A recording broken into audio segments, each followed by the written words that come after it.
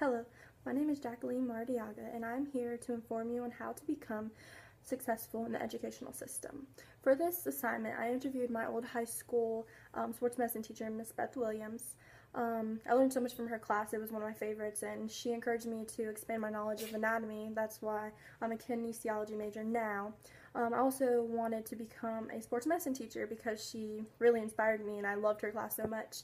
That's why I'm choosing to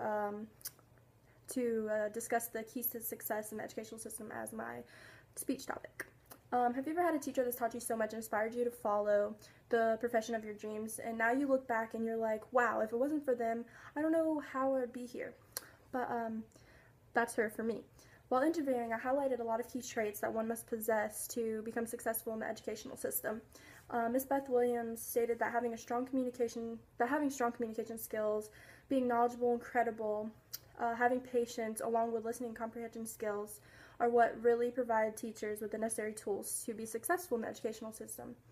Now, when it comes to communication, you have to consider that communicating with your colleagues and your students will definitely be different. When you're communicating with your colleagues, you're going to keep in mind your students. You're going to always talk about your students and want success for them and always have a plan for them. You don't want to be too personal with your colleagues. She expressed this a lot, that you don't want to be too personal because that's when problems really arise. You want to stay focused on your students. When it comes to communicating with your students, it can be tricky, she stated.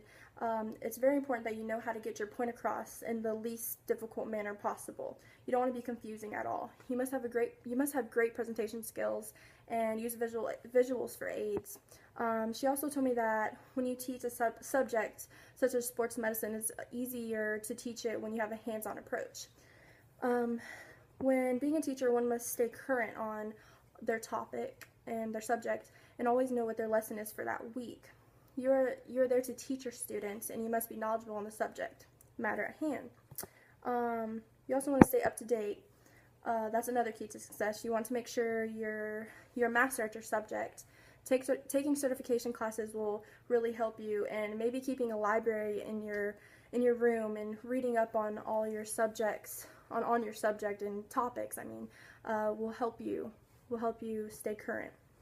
You always want to be ready to teach your material. You want to do your lesson plans like weeks ahead, and make sure that you read up on the topic a week before so you know exactly what to talk about and how to answer your students' questions. You don't want it to be confusing, and you want to be knowledgeable enough to be able to be there when your students need you and give them the information that they need to know. This brings me to my next point.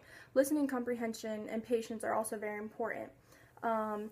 Listening comprehension go hand in hand. You want to be able to listen to your students, and you want to be a good listener, so they reciprocate the good listening skills that you possess. And you also want to be able to comprehend their questions so you can answer them quickly, so they'll be less confused. And but Beth Williams, she definitely emphasized patience. She stated that patience is surely a virtue. Students in high school are teens, and they're going through a lot, and you kind of have to put yourself back in their shoes and understand how they feel, and maybe teaching differently, or focusing on certain students that have different teaching or learning styles will definitely help you.